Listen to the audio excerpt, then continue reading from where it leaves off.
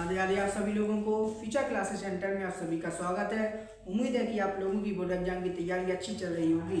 आज हम अपनी क्लास में क्लास 10th के टॉपिक 3 दो चर राशि वाले रैखिक समीकरण को सॉल्व करेंगे। उसके कुछ मोस्ट इंपॉर्टेंट क्वेश्चन को प्रैक्टिस करेंगे। चलिए देखते हैं।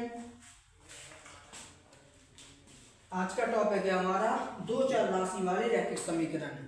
तो इसमें कुछ कंडीशन है, उनको थोड़े पहले पढ़ेंगे, उसके बाद हम कंसेप्ट सॉल्व करेंगे। आपको पता है यदि आपके दो इक्वेशन दी जाती हैं तो दो इक्वेशन को पहले a1x + b1y + c1 = 0 से तुलना करते हैं।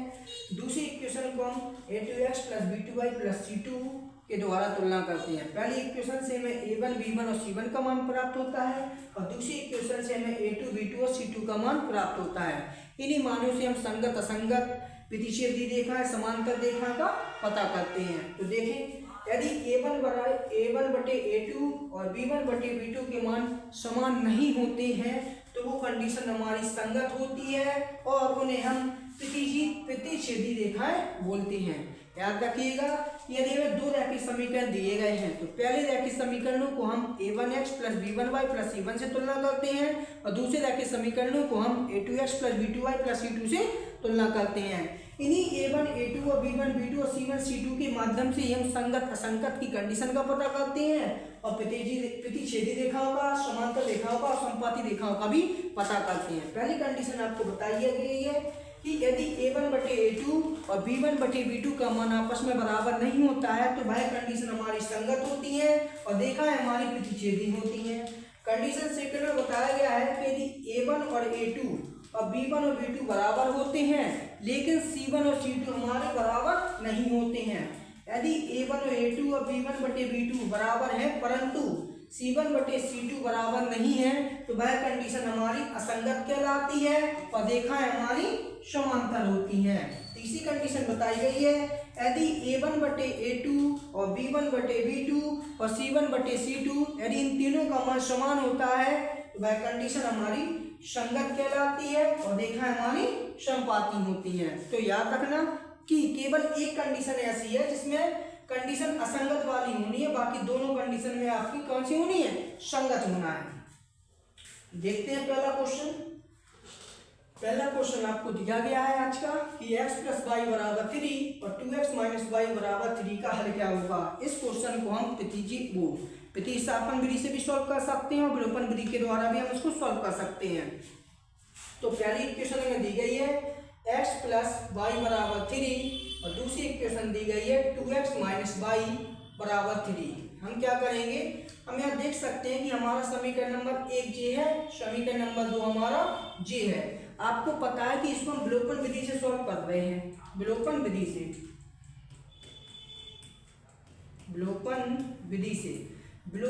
से आपको पता है कि विलोपन विधि यदि हम लगाते हैं तो या तो हमें x का पद गायब करना होता है, y का पद गायब करना होता है।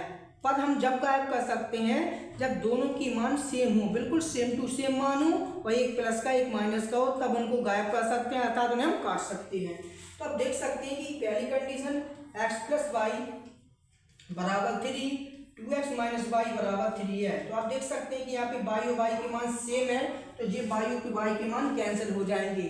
तो 2x और 1 यहाँ पे हम लिख सकते हैं कि जोड़ने पर दोनों इक्वेशन को हम क्या करेंगे, जोड़ देंगे। जब जोड़ेंगे तो आपको पता है कि जी प्लस का प्लस रहेगा, प्लस माइनस माइनस होगा, प्लस प्लस प्लस होगा, तो ये प्लस माइनस का कैंसिल हो जाएगा। 2x x के साथ जुड़ेगा तो 3x हो जाएगा और 3 ऐड होगा तो 6 हो जाएगा। तो हम 3 से 6 को कट कर देंगे तो हमारा x का मान 2 हो जाएगा और x का मान हम समीकरण 1 में रख देंगे। x का मान समीकरण 1 में रखने पर तो आप देख सकते हैं कि हमारा समीकरण नंबर 1 क्या है। समीकरण नंबर हमारा x + y = 3 है। अगर हम x का मान यहाँ पे 2 रख देंगे तो y का मान हमारा 3 में से 2 चला जाएगा तो y का मान 1 हो जाएगा। तो यहाँ पे x व y के मान हमारे क्या हो जाएंगे, 2, 1 हो जाएंगे। इस सवाल का आंसर होगा। विलोपन विधि को इस मेथड के द्वारा सॉल्व किया जाता है। अगला क्वेश्चन है आपका, अगला क्वेश्चन दिया गया है 2x + 3y = 11। सेकंड क्वेश्चन है आपका 2x + 3y = 11 y का मान क्या होगा।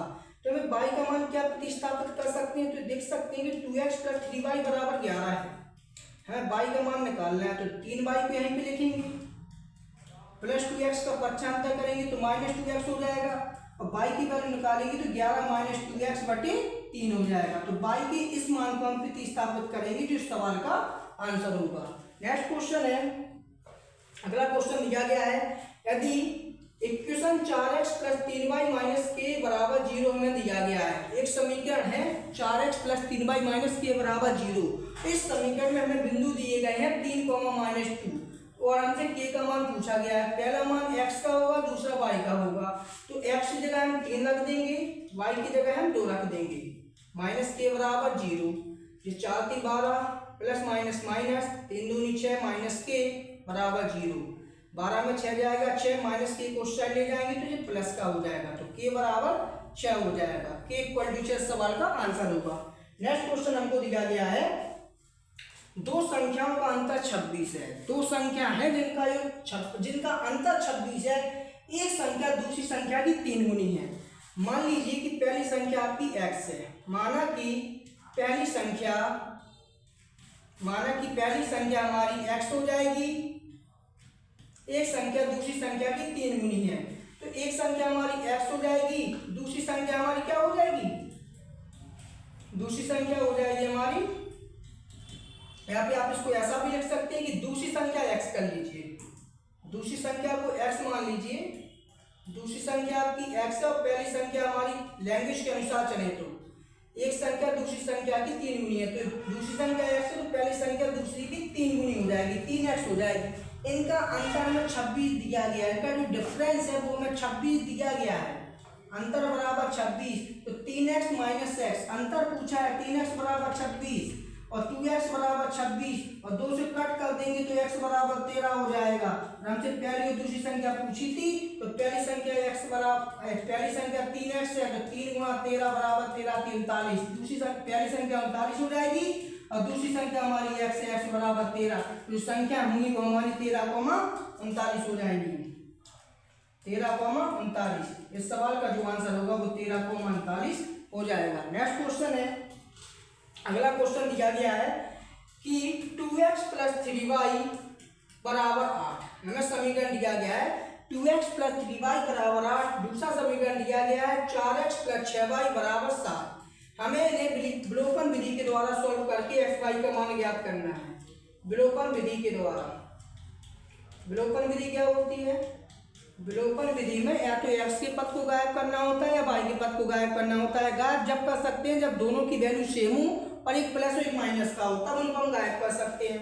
तो इक्वेशन में 2x प्लस 3y बराबर 8 दिया गया है। दूसरी इक्वेशन में 4x प्लस 6y बराबर 7 दिया है। आप देख सकते हैं ना तो x का पद सेम है ना y का पद सेम है, तो हम यहाँ पे क्या करेंगे, सेम बनाने के लिए हम यहाँ पे x के पद को सेम बना रहे हैं, तो यहाँ पे 4x है, यहाँ पे 2x है। हम सेम 2 को 4 बनाने के लिए यहाँ पे क्या कर देंगे, 2 का गुणा कर देंगे, 2 दूनी 4x प्लस 2 तिया 6y, 2 8 16 हो जाएगा। दूसरा समीकरण दिया है 4x प्लस 6y बराबर 16। हम देख सकते हैं कि इनको हमें कट करना होगा तो उनको माइनस कर देंगे, घटाने पर इनको हम घटा देंगे, घटाने पर तो ये प्लस का माइनस हो जाएगा, प्लस का माइनस हो जाएगा, प्लस का माइनस, क्योंकि जब घटाएंगे तो चिन्ह पलट जाएंगे। अब देख सकते हैं जे प्लस का जे माइनस का जे कैंसिल हो जाएगा, जे भी कैंसिल हो जाएगा। तो आप देख सकते हैं कि x और y के पद दोनों ही कट गए हैं, तो यहाँ पे इसका कोई हल नहीं होगा। आपका आंसर क्या होगा, इसका कोई हल नहीं है, इसका कोई हल नहीं। इस सवाल का जो आंसर होगा वो हो जाएगा इसका कोई हल नहीं। अगला क्वेश्चन है, अगला क्वेश्चन दिया गया है यदि 2x प्लस 3y बराबर 11। आपको समीकरण दिया गया है 2x प्लस 3y बराबर 11 और दूसरा समीकरण आपको दिया गया है 2x माइनस 4y बराबर माइनस का 24 और आपसे पूछा गया है कि y बराबर mx प्लस 3 का मान। इस सवाल में आपसे पूछा गया है m का मान, y बराबर mx प्लस 3 आपको कंडीशन दी गई है और आपको m का मान ज्ञात करना है। तो हम पहले क्या करेंगे, इन दोनों समीकरणों के द्वारा x और y का मान ज्ञात कर लेंगे। तो 2x प्लस 3y बराबर 11। दूसरा समीकरण दिया गया है 2x माइनस 4y बराबर माइनस का 24। यहाँ पे देख सकते हैं कि x का मान यहाँ पे दोनों जगह सेम है, तो हम इनको क्या कर देंगे, घटा देंगे, क्योंकि दोनों ही प्लस के हैं। घटाने पर। तो जी minus minus minus plus, plus minus minus minus plus हो जाएगा। तो जे आपका कैंसिल हो जाएगा, 4 और 3 7x हो जाएंगे, 24 प्लस का हो गया 11 प्लस के तो जी 35 हो जाएंगे। 7 से कट कर देंगे, x का मान 5 होगा, x का मान समीकरण 1 में रख देंगे, x का मान समीकरण 1 में रखने पर यहाँ पे जी कैंसिल हो जाएगा। फिर हम क्या करेंगे, x के मान को समीकरण 1 में रख देंगे। पहला समीकरण था 2x प्लस 3y बराबर 11, 2x का मान 5 प्लस 3y बराबर 11 और 5 दूनी 10 हो जाएगा, प्लस 3y बराबर 11 हो जाएगा। 3y बराबर 11 प्लस का 10 इससे जाएगा, माइनस का हो जाएगा। जब 3y बराबर 1, y बराबर 1/3 हो जाएगा। तो इस सवाल का जो y की जो वैल्यू होगी वो हमारी 1/3 हो जाएगी। 2x plus 3y equal to 11 और 4 3 7 35 5 5 दूनी 10 11 1, y की वैल्यू हमारी 1/3 हो जाएगी। हमें इक्वेशन दी गई थी y बराबर mx प्लस 3, हमें इक्वेशन दी गई थी y बराबर mx प्लस 3। यहाँ पे देख सकते हैं कि y की वैल्यू हमारी 1/3 है, m का वैल्यू हमें निकालना है, x का मान 5 है, प्लस का 3 माइनस का हो जाएगा 5 है।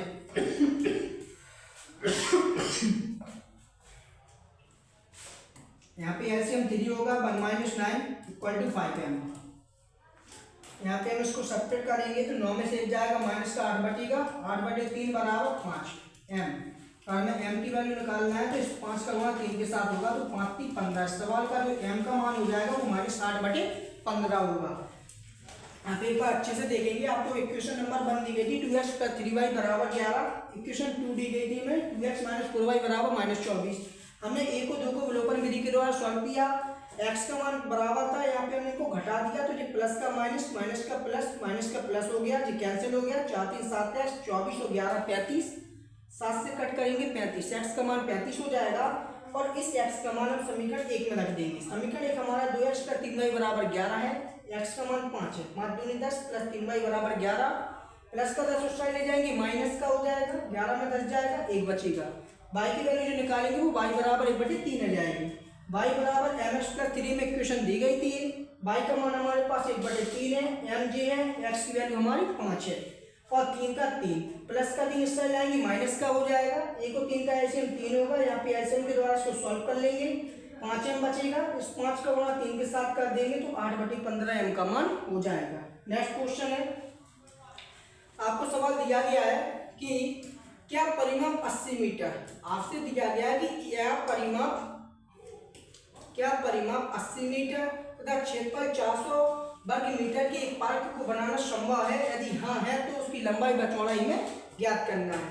तो आप एक काम कर लीजिए, माना कि लंबाई बराबर x, सवाल में दिया गया है माना कि लंबाई बराबर x और चौड़ाई बराबर y मान लीजिए, ठीक है, x मीटर और y मीटर। परिमाप कितना दिया गया है 80 मीटर, सवाल में हमें परिमाप दिया गया है 80 मीटर, ठीक है। क्षेत्रफल कितना दिया गया है, हमें क्षेत्रफल दिया गया है 400 मीटर स्क्वायर, 400 वर्ग मीटर है, मीटर स्क्वायर वर्ग मीटर, ठीक है। अब इसमें हम क्या करेंगे, आपको पता है कि एक पार्क, आयताकार पार्क का परिमाप, आयताकार पार्क का परिमाप, आयताकार पार्क का परिमाप क्या होता है, ये होता है 2 गुणा लंबाई प्लस चौड़ाई l प्लस बी। परिमाप कितना दिया हमें, परिमाप 80 दिया है, 2l प्लस बी हो जाएगा। लंबाई का मान हमें x दिया गया है, लंबाई हमने x मानी है, चौड़ाई हमने y मानी है, 2 से कट कर देंगे, x प्लस y का जो मान आएगा वो हमारा 40 हो जाएगा, x प्लस y बराबर हम 40 लिख देंगे, ये हमारी इक्वेशन 1 हो जाएगी। हम एक काम और करेंगे, इसको इक्वेशन 1 ना देखें, यहाँ पे हम x का मान निकाल लेंगे 40, प्लस का y उस साइड ले जाएंगे तो माइनस का हो जाएगा, ये हमारी इक्वेशन 1 हो जाएगी। आपको क्षेत्रफल दिया गया 400, आयताकार पार्क का जो क्षेत्रफल है, आयताकार पार्क का क्षेत्रफल, आयताकार पार्क का क्षेत्रफल होता है लंबाई गुणा चौड़ाई l इंटू बी।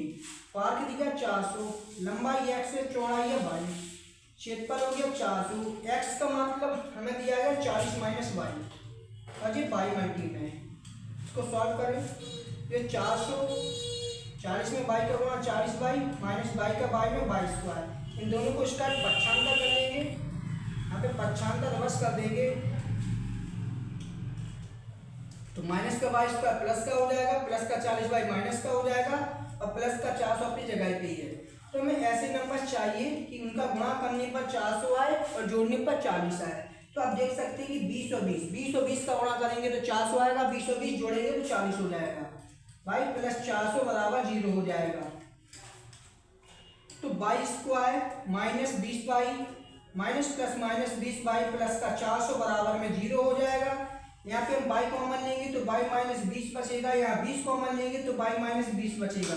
हम देख सकते हैं कि दोनों ही कंडीशन में हमारा बाई माइनस 20 और बाई माइनस 20 आ रहा है। तो हम किसी एक को सॉल्व कर लेंगे, बाई माइनस 20 बराबर 0 माइनस माइनस 20 को साइड ले जाएंगे तो प्लस का 20 हो जाएगा। बस बाई का मान समीकरण 1 में लिख देंगे, समीकरण 1 से। तो समीकरण 1 से जो x का मान निकलेगा वो हमारा 40 माइनस बाई का, x बराबर 40 माइनस 20 और 20 को सब्ट्रैक्ट कर देंगे तो बचेगा हमारा x बराबर 20 मीटर। तो हमारी जो लंबाई आएगी वो आ जाएगी हमारी कितनी 20 मीटर और जो चौड़ाई है वो भी हमारी कितनी आ जाएगी 20 मीटर। इस सवाल का जो आंसर होगा वो 20 मीटर हो जाएगा, जो आपका आंसर रहेगा। ये क्वेश्चन आपके बोर्ड में आ चुका है और आ भी सकता है। अगला क्वेश्चन है आपका, अगला क्वेश्चन है कि एक रेलगाड़ी 480 किलोमीटर की दूरी समान चाल से तय करती है। एक रेलगाड़ी 480 किलोमीटर की दूरी समान चाल से तय करती है। यदि इसकी चाल 8 किलोमीटर प्रति घंटा कम होती तो वह इस दूरी को करने में 3 घंटे अधिक समय लेती। रेलगाड़ी की चाल आपको ज्ञात करना है। तो इस सवाल को बाद में सॉल्व करते हैं, आगे देखेंगे इस सवाल को। चलो अभी लगा लो, देखो आपको दिखाया गया है कुल दूरी कितनी है सवाल में 480 किलोमीटर। इस सवाल में जो आपको कुल दूरी दी गई है वो हमें 480 किलोमीटर दी गई है, ठीक है। यदि इसकी चाल 8 किलोमीटर प्रति घंटा कम होती, आपसे कहा गया यदि इसकी चाल 8 किलोमीटर प्रति घंटा कम होती तो उसे 3 घंटे समय ज़्यादा लगता। यदि किसी भी गाड़ी की चाल कम होगी तो उसे समय ज़्यादा लगेगा और चाल ज़्यादा होगी तो समय कम लगेगा। तो आप देख सकते हैं कि यहाँ पे चाल आपको ज्ञात करना है। तो हम मानेंगे चाल, माना कि चाल x किलोमीटर प्रति घंटा है, x किलोमीटर प्रति घंटा है। फॉर्मूला होता है समय बराबर दूरी बटे चाल। ये चाल बराबर दूरी बटे समय से ही आता है। यहाँ पे समय हमें निकालना है, समय नहीं दिया गया है। दूरी कितनी है 480, चाल कितनी है हमारी x। इसको हम समीकरण नंबर 1 दे देंगे, ठीक है, क्योंकि दूरी हमारी 480 है, चाल x है, समय हमें फाइंड करना है। अब यदि यहाँ पे कंडीशन बनती, यदि चाल 8 किलोमीटर प्रति घंटा कम हो, यदि चाल कम होगी तो समय बराबर दूरी बनेगी 480, चाल x थी तो इसमें से 8 कम हो जाएगी। तुम इस आधार पर लिख सकते हैं यदि चाल कम होगी तो इसको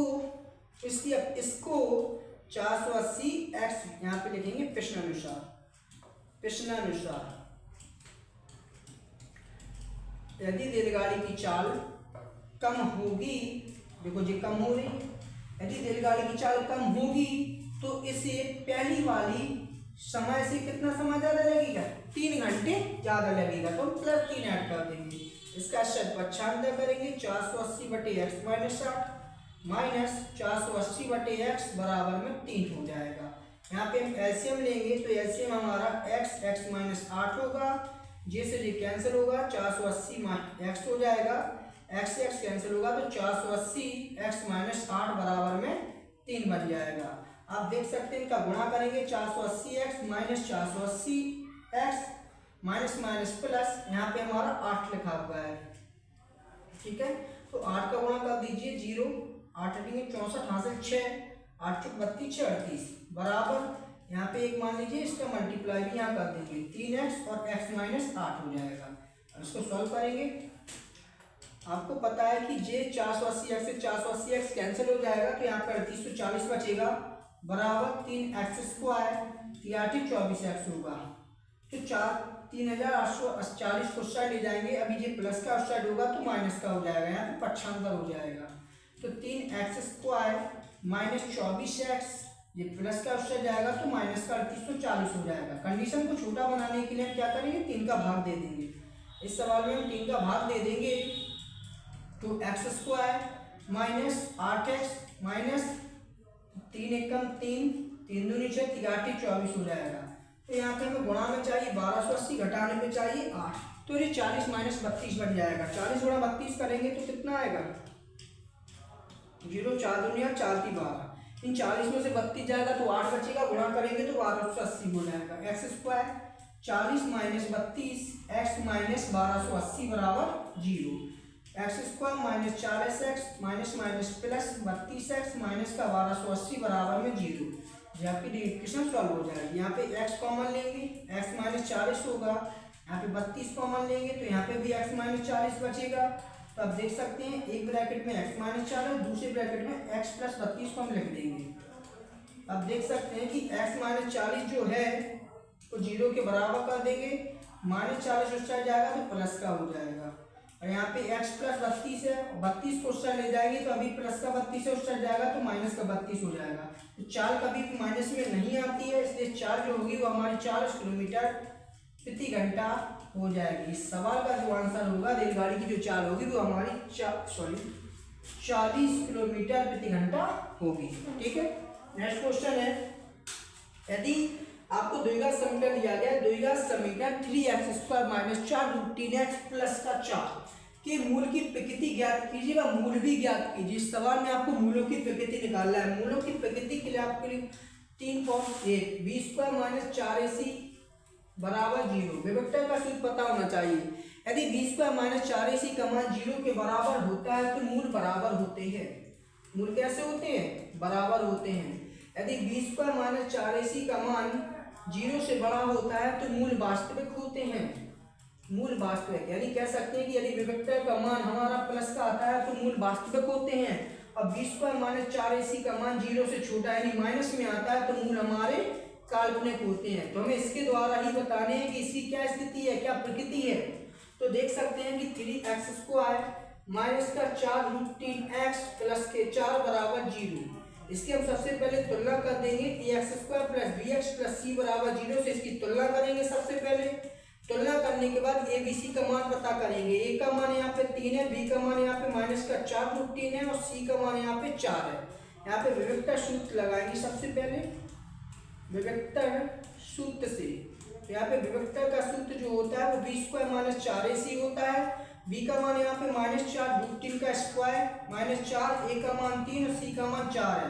4 का स्क्वायर 16√3 का 3, 4 को 16 3 48 हो जाएंगे। 48 माइनस 48 यहाँ पे जी 0 के बराबर हो जाएगा।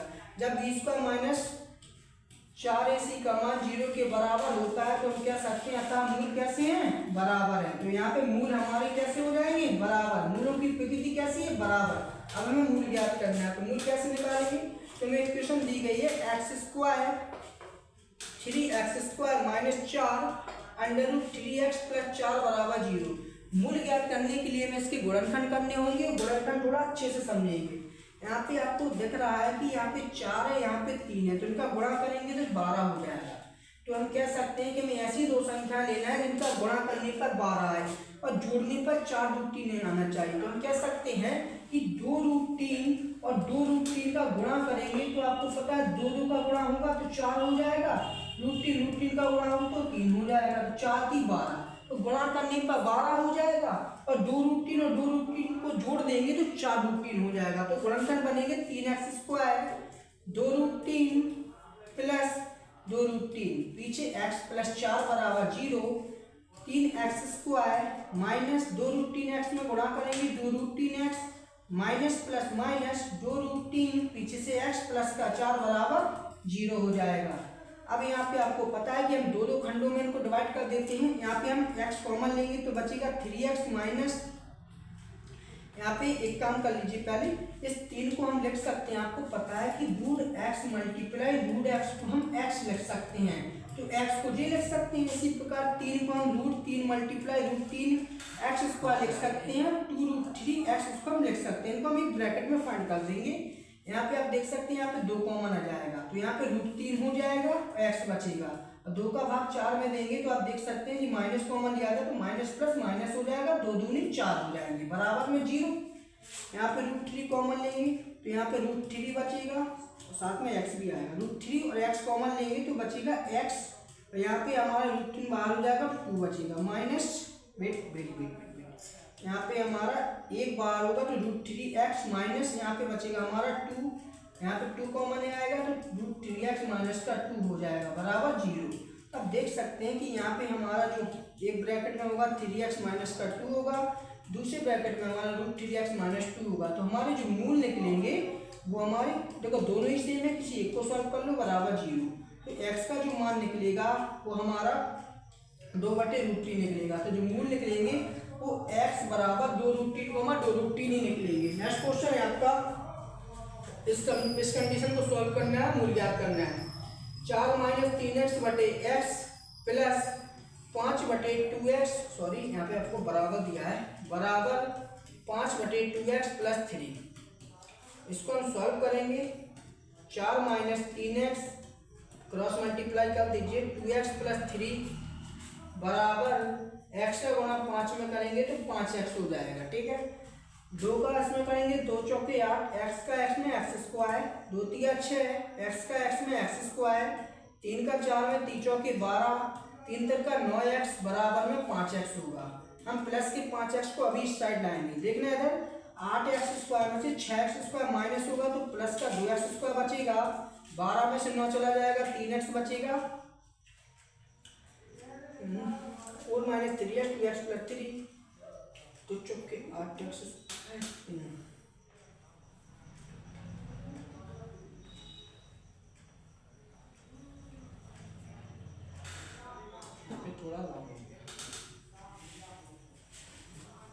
थोड़ा लॉन्ग इसका देखेंगे। 4 - 3x यहाँ पे करेंगे 2x प्लस 3 बराबर 5 का x में मल्टीप्लाई करेंगे तो 5x, 2 तो के 8, पीछे x माइनस 2 3 6, x का x में x स्क्वायर, 3 चौके 12, 3 तिया 9x बराबर 5x हो जाएगा।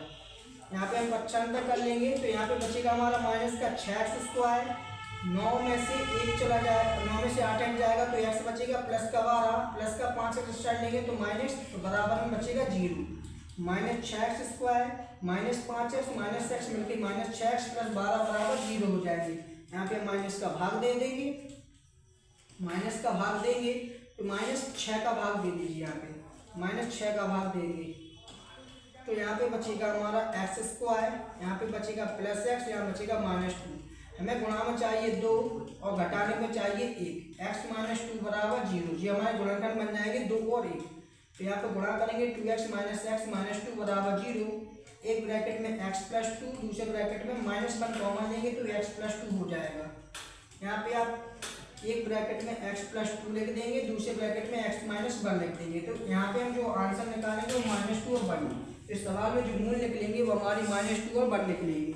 अगला क्वेश्चन है आपका कि यदि द्विघात समीकरण x² - 3x - 10 बराबर 0 है। आपको समीकरण दिया गया है x² - 3x - 10 बराबर 0 है कि मूल अल्फा और बीटा है, तो अल्फा² प्लस बीटा स्क्वायर का मान ज्ञात करना है। तो सबसे पहले x² - 3x - 10 बराबर 0 कर लीजिए। ठीक है, इसके मूल अल्फा और बीटा हैं। ठीक है, तो इसमें आपको गुणनखंड करना है। पहले गुणा में चाहिए 10, घटाने में चाहिए 3, 5 दूनी 10, 5 में से 2 जाएंगे, 3 बचेंगे, तो x² minus 5x minus plus 2x minus का 10 बराबर 0। यहाँ पे x कॉमन लेंगे तो x माइनस 5, यहाँ 2 कॉमन लेंगे तो x माइनस 5। अब देख सकते हैं कि यहाँ पे x माइनस 5 है तो कॉमन कर लीजिए, x प्लस 2, यहाँ पे हम सॉल्व करेंगे तो x का मान 5 आएगा, यहाँ पे x का मान -2 आएगा। तो अल्फा का जो मान है वो हमारा 5 हो जाएगा, बीटा का मान हमारा -2 हो जाएगा। हमसे अल्फा² प्लस बीटा स्क्वायर का मान पूछा गया है, तो 5 का स्क्वायर 25, 2 का 4, तो सवाल का जो आंसर होगा वो हमारा 29 हो जाएगा। तो इस सवाल का जो आंसर होगा वो हमारा प्लस का 29 होगा। आपसे पूछा गया देखो 2 अंकों की संख्या होती क्या है, 10x plus Y, 10x plus Y, 2 अंकों की संख्या 10x प्लस वाई होती है। इस सवाल में क्या कहा गया है दो अंकों वाली संख्या होगी यदि इकाई का अंक x व दहाई का अंक y है। यदि इकाई का अंक, उन्होंने अब आपसे क्या कहा, ये तो होती है, लेकिन आपसे सवाल में कहा गया है कि यहाँ पे इकाई का ये तो आप चलो छूट गया, इसको अलग कर दीजिए। यहाँ पे उन्होंने कहा कि आपसे इकाई का अंक आपका x है और दहाई, देखो इकाई का अंक x हो जाएगा और दहाई का अंक y है, तो हमारी जो दो अंकों की संख्या बनेगी वो 10y + x बनेगी, तो यानी जो b होगा तो वो हमारा करेक्ट आंसर हो जाएगा। अगला क्वेश्चन दिया, एक पिता और उसके पुत्र की आयु का योग 40 वर्ष है। यदि पिता की आयु पुत्र की आयु से 3 गुना हो तो दो आयु ज्ञात करना है। मान लीजिए कि माना कि पुत्र की जो आयु है वो x वर्ष है, पुत्र की जो आयु है वो x वर्ष है, तो पिता की अपने आप कितनी हो जाएगी, पिताजी की आयु कितनी होगी, 3 गुना। पिता की आयु कितनी होगी, 3 गुना, तो 3x वर्ष हो जाएगी। ठीक है, यदि पुत्र की आयु x वर्ष है तो पिता की आयु 3x वर्ष हो जाएगी। यहाँ पे दोनों की योगफल कितना दिया, आयु का योगफल दिया है 40 वर्ष, तो पिता की आयु प्रश्नानुसार हम लिखेंगे, क्वेश्चन के अनुसार प्रश्नानुसार दोनों की आयु का योग यानी x + 3x = 40 है, इनको जोड़ देंगे 4x = 40, 1 यूनिट की वैल्यू हो जाएगी 10 वर्ष। यहाँ पे जो पुत्र की आयु होगी वो हमारी कितनी हो जाएगी, 10 वर्ष, और पिताजी की जो आयु होगी वो 3 गुना है, तो पिताजी की आयु 3x यानी 3 गुणा 10 बराबर पिताजी की आयु हो जाएगी 3 वर्ष। इस सवाल में जो हमारी पुत्र की आयु होगी वो 10 वर्ष होगी, पिताजी की आयु होगी वो हमारी 30 वर्ष होगी। अगला क्वेश्चन दिया गया है कि 2x + 3y = 8, इसमें दिया गया है 2x + 3y = 8, पहला समीकरण है। दूसरा है 8x - 3y = 2। इन दोनों इक्वेशन को हमें प्रतिस्थापन विधि से सॉल्व करना है। तो देखेंगे प्रतिस्थापन विधि में होता है या तो समीकरण 1 से या समीकरण 2 से, या तो x का मान निकालेंगे या y का मान, जिससे निकालेंगे और दूसरी जगह से प्रतिस्थापित कर देंगे। देखिए हमें यहाँ से निकालना है 2x = 8 - 3y, x का मान यहाँ पे निकालेंगे 8 - 3y/2, यहाँ पे इक्वेशन नंबर 2 हो जाएगी। तो x का मान हम समीकरण 3 में प्रतिस्थापित कर देंगे। x का मान समीकरण 3 में प्रतिस्थापित करने पर, 3 में प्रतिस्थापित करने पर अब देख सकते हैं कि x का जो मान निकला है हम 3 में प्रतिस्थापित कर देंगे। 3 क्या है, 8, x का मान है 8 - 3y/2, माइनस का 3y = 2। अब 2 से 8 कट करेंगे 4 बार में, 4 × 8 = 32, अंदर गुणा कर देंगे 4 × 12y - 3y = 2। तो 32 में से 2 जाएगा, सीधा सॉल्व कर दीजिए तो यहाँ पे 30 बचेगा, और 12 × 3 = 15y = 0, तो यहाँ पे हम कह सकते हैं कि 30 = 15y, 15 दूनी 30। y का जो मान आएगा वो हमारा कितना आ जाएगा, 2 आ जाएगा। तो यहाँ पे हम y का मान कहाँ पे पुट कर देंगे, y का मान हम समीकरण 2 में प्रतिस्थापित कर देंगे। y का मान समीकरण 2 में प्रतिस्थापित कर दीजिए, 2 में प्रतिस्थापित करने पर 2 क्या है हमारा, x = 8 - 3y/2, तो 8 3 y का मान 2 है बटे 2, 8 3 दूनी 6, तो यहाँ पे 2 बचेगा 2, तो यानी x का जो मान हो जाएगा वो हमारा 1 होगा। तो इस सवाल में जो हमारे x और y के मान आएंगे वो 1 और 2 होंगे। चुप सॉल्व। अगला क्वेश्चन है आपका, अगला क्वेश्चन दिया 3x + 4y = 10, समीकरण नंबर 1 दे देंगे। दूसरा है 2x - 2y = 2, इनको मैं विलोपन विधि से सॉल्व करना है, तो हम यहाँ पे लिखेंगे विलोपन विधि से, विलोपन विधि से। तो विलोपन विधि में 3x + 4y = 10 होता है, यहाँ पे लिखेंगे 2x - 2y = 2 होता है। विलोपन में अभी आपको बताया गया किसी एक पद को बराबर करके गायब करना है, तो हम यहाँ पे 2 का गुणा कर देंगे, 2 का गुणा कर देंगे, क्योंकि y का पद यहाँ पे सेम बन जाएगा, यहाँ 4 है, यहाँ 4 बन जाएंगे। 3x + 4y = 10, और 2 दूनी 4 है, 2 दूनी 4y, यहाँ पे 2 दूनी 4, तो इनको आप क्या कर देंगे, हम जोड़ देंगे, जोड़ने पर ऐड कर दीजिए, इन्हें जोड़ेंगे, प्लस का माइनस, माइनस का प्लस, प्लस का माइनस वाला, यहाँ पे जोड़ना है तो प्लस का प्लस रहेगा, प्लस माइनस माइनस रहेगा, प्लस प्लस प्लस रहेगा, इनको जोड़ देंगे हम, तो 4 और 3 ये देखेंगे कट जाएंगे, 4 3 7 हो जाएंगे, 10 4 14 और 7 दूनी यहाँ पे 10 और 4 14, 7 दूनी 14। यहाँ पे x का जो मान होगा वो हमारे प्लस के 2 हो जाएंगे। अब इस x के मान को हम समीकरण 1 में प्रतिस्थापित कर देंगे। x का मान समीकरण 1 में रख दीजिए। 1 में रखने पर जैसे ही 1 में रखेंगे तो y का मान आ जाएगा। तो यहाँ पे 1 का मान है 3x + 4y = 10। तो 3x का मान 2 + 4y = 10। 3 दूनी 6, 10 में से 6 जाएंगे, 4 बचेंगे, y का मान जो है वो 1 आ जाएगा। तो विलोपन विधि से सवाल का जो आंसर होगा उसमें x का मान 2, y का मान 1 होगा। ये हमारी विलोपन विधि है। अगर आपको क्लास अच्छी लगे तो लाइक करें, शेयर करें, कमेंट करें। अगर आपका कोई डाउट होता है तो आप हमें कमेंट में ज़रूर बताएं।